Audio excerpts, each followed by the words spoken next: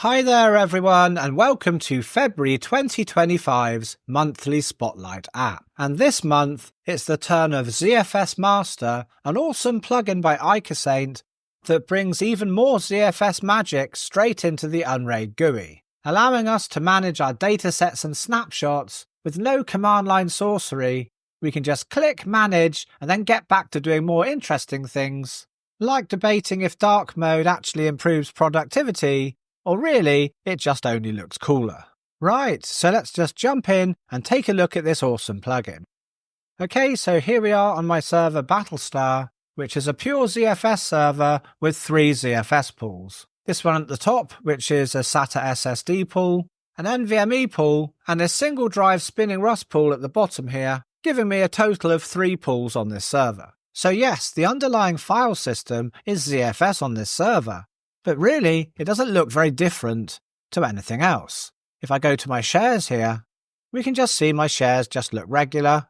I've got my app data here, my VMs, and various other things as well. So, let's go across to the Apps tab and install ZFS Master, and then that's going to integrate extra things into the main tab here, allowing us to manage our ZFS and datasets directly from the GUI. So, let's go to the Apps tab here and install ZFS Master. So now that's installed, let's go back to the main tab. Okay, great. So now we can see under my 3 pools here, we've got the ZFS Master section. And we can see here, we've got each pool that corresponds to the pools we got above. Now, if I click on Show Datasets here, this will show me the datasets on that pool. Now, for those of you who don't know what the difference between a dataset is and just a regular folder, you can imagine a dataset really like a super folder, like you're buying the deluxe version of a folder, because it has much more features than a regular folder does. We can do compression, snapshots, and encryption, all sorts of things on a dataset that we can't do on a folder. But before we look at that, let's go across here and click on this little cog here so we can see the ZFS Master settings. Now here we've got the refresh interval of how often ZFS Master refreshes the data. And underneath here we've got something called lazy load, and personally I'd recommend enabling this. Now for those of you who wonder what lazy load actually is, what it does is basically improves the loading performance of the dataset list by fetching the information not all at once but in stages. So if you have loads of datasets and snapshots, loading all the details at once can slow down the web UI, but using lazy load prevents the slowdown because it only loads the most relevant data first, then fetches more details as and when needed. Okay, so next here we've got destructive mode. Now that's just what it sounds like.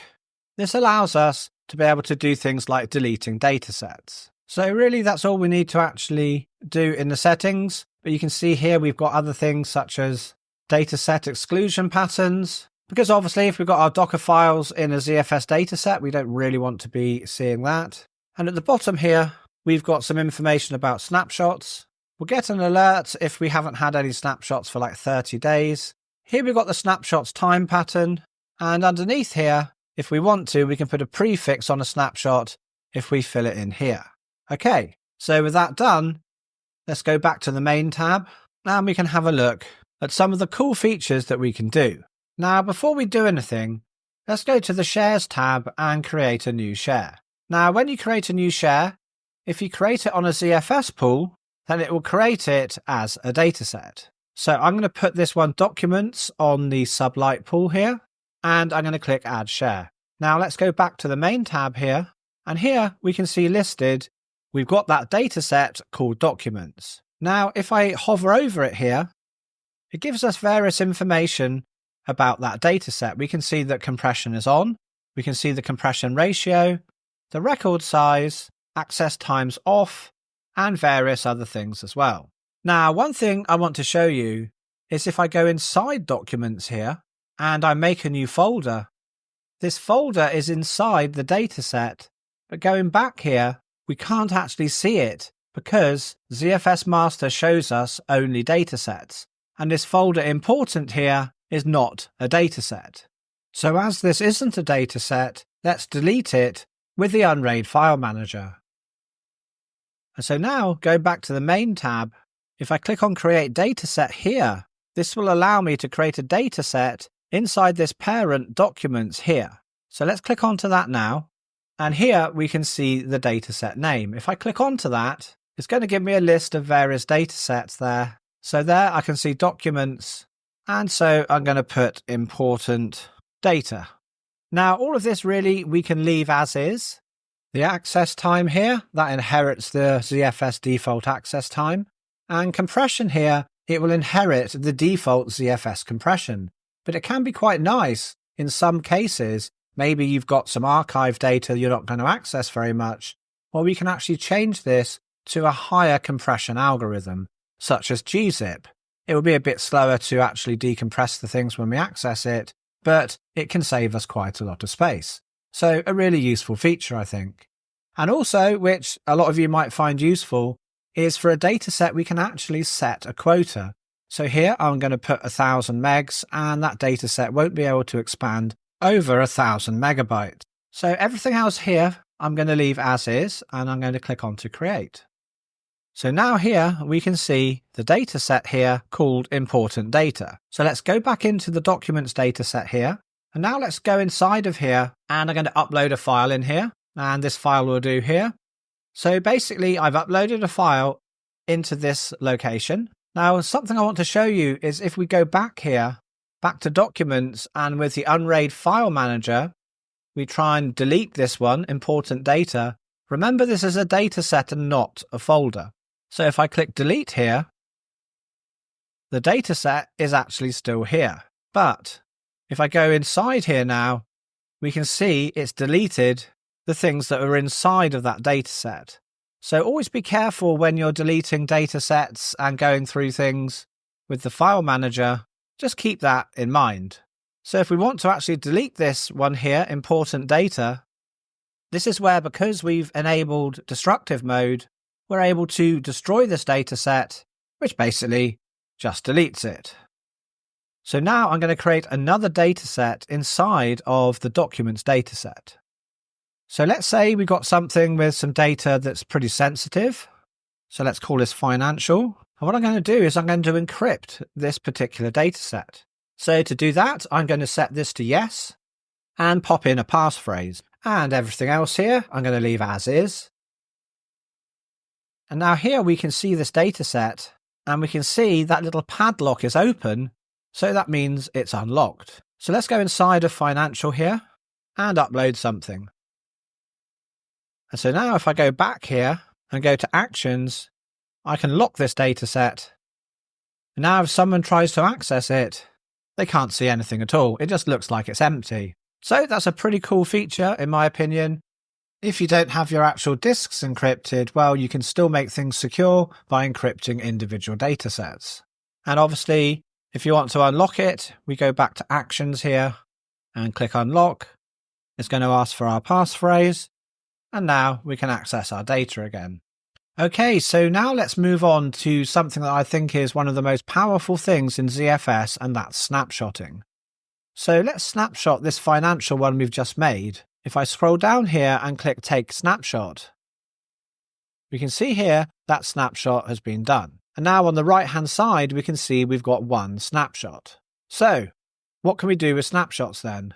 Well, if I go inside of here and I delete my super important financial data, and then a few days later I come back and I realize I've done that and I want to get it back.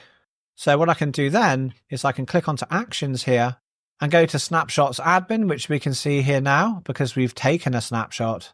And here we can see the snapshot that we just took.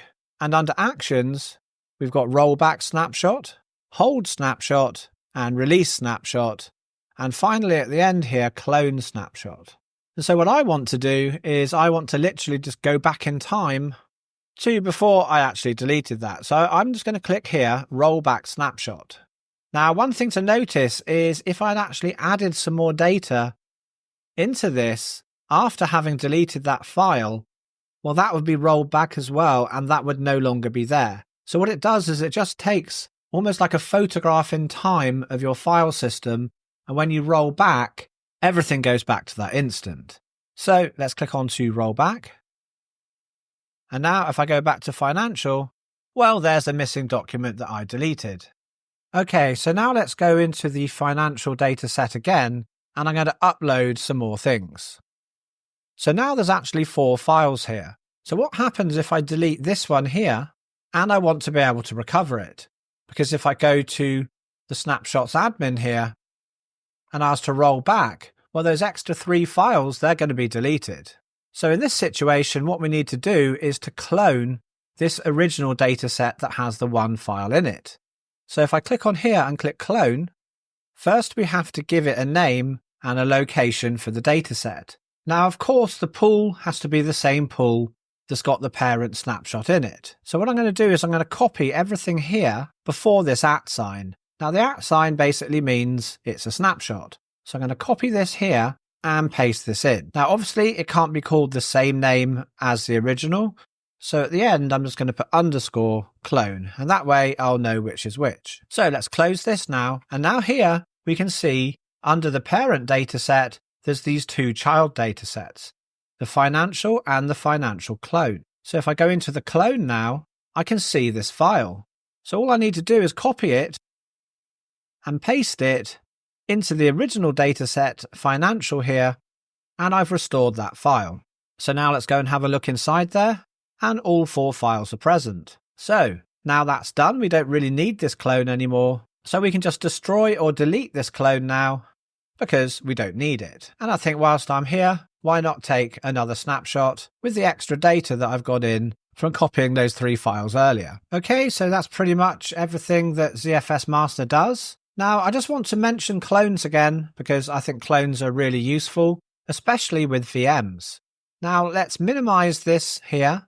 And if we go to ZRust, I've got some backups of my other VMs here. And you'll notice here, I've got this one here, Windows 11 and Windows 11B. Now, Windows 11, this was a VM that I had in a pretty good state where I liked how it was. So what I did is I cloned it and made this Windows 11B here. And then I carried on using this one, adding new programs and files. And because Windows 11B is a clone of Windows 11, the only extra size that it takes up is the additions that I've made to the clone VM that weren't in the base VM. So I think cloning datasets can be a really useful thing, and I'm sure you can think up 1,000 different use cases which you might want to use clones for. But also don't forget, in Unraid 7 now, snapshotting and cloning VMs has been built into the VM manager.